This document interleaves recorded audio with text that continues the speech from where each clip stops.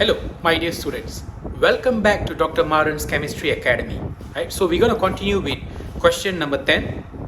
And the question is the graph of ln K against 1 over temperature for the reaction of 2 mole of hydrogen iodide give you the 1 mole of hydrogen gas and 1 mole of iodine gas as represented by the graph here, right?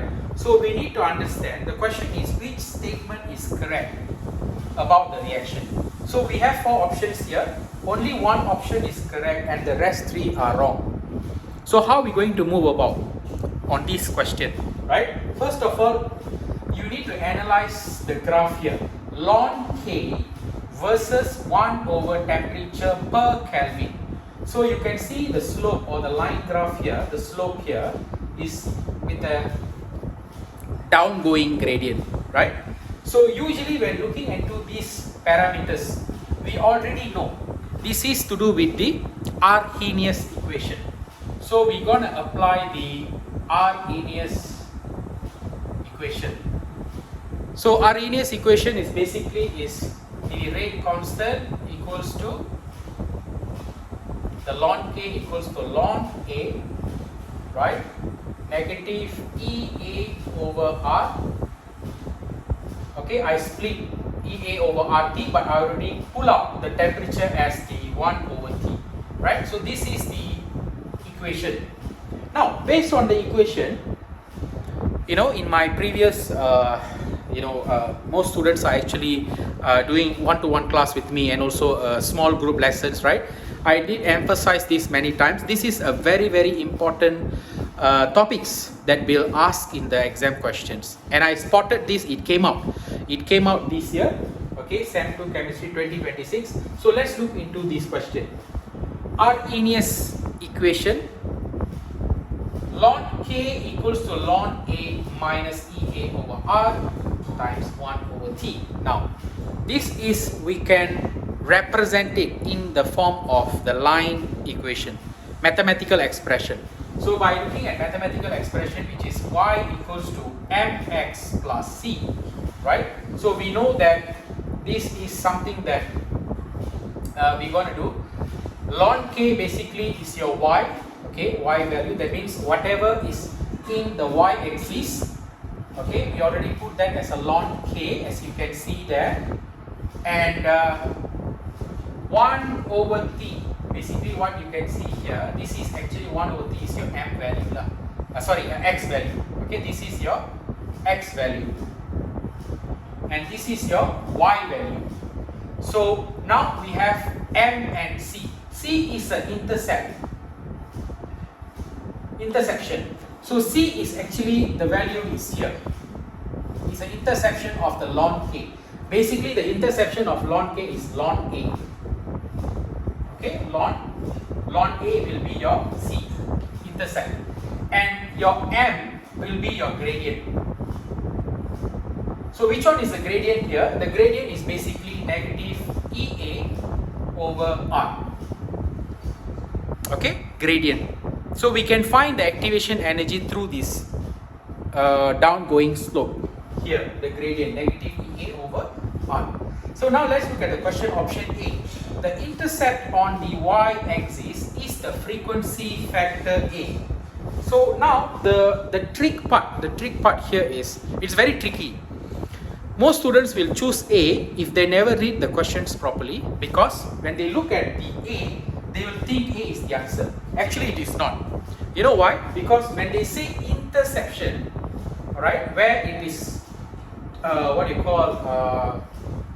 where the points intersect on the y-axis, I told you it is a ln A.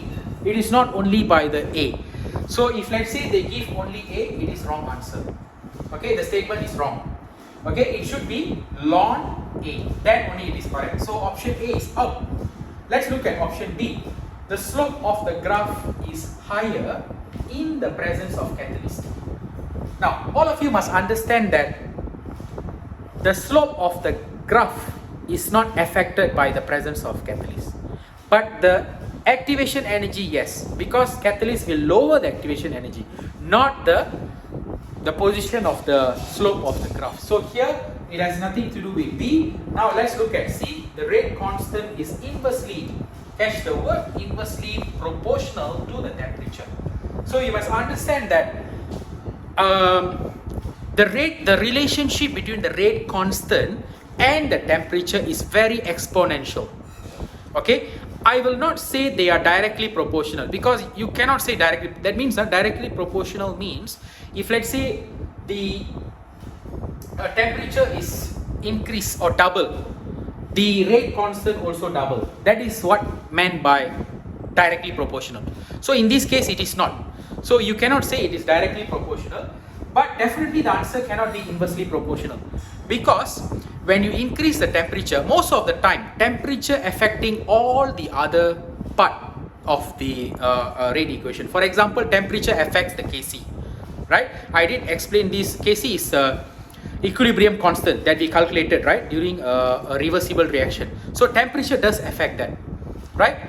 And in this case, you must understand that when you increase the temperature, it increasing the rate of collisions of the particles.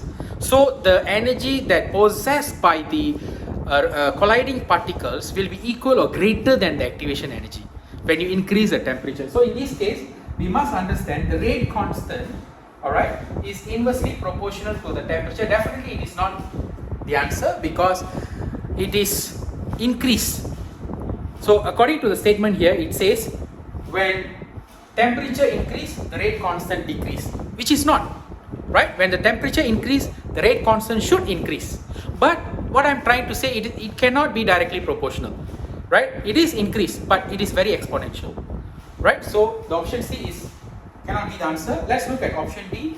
The value of activation energy, EA, can be calculated from the slope of the graph. Obviously, that's what we have learned Arrhenius equation much earlier to apply in the activation energy. Mainly the reason why we learned Arrhenius equation actually to calculate the activation energy through the gradient of the slope. So the gradient of the slope is represented by EA over R. So definitely we can, R is a molar gas constant, as you all know, right?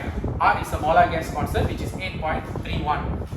So by applying the concept of Arrhenius equation, we can calculate the activation energy, especially when you derive the mathematical expression, which is y equals to mx plus c, and you have to correspond each value to our Arrhenius equation, which is ln A equals to ln A minus EA over R times 1 over T, as represented by this graph.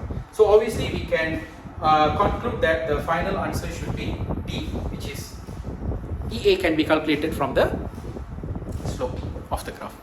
Okay, so I believe this lesson is will be beneficial to all of you, and we're going to discuss more questions. Okay, continuation of STPM SEM 2 chemistry. Please follow Dr. Maran's Chemistry Academy and stay tuned for the next update. See you. Take care.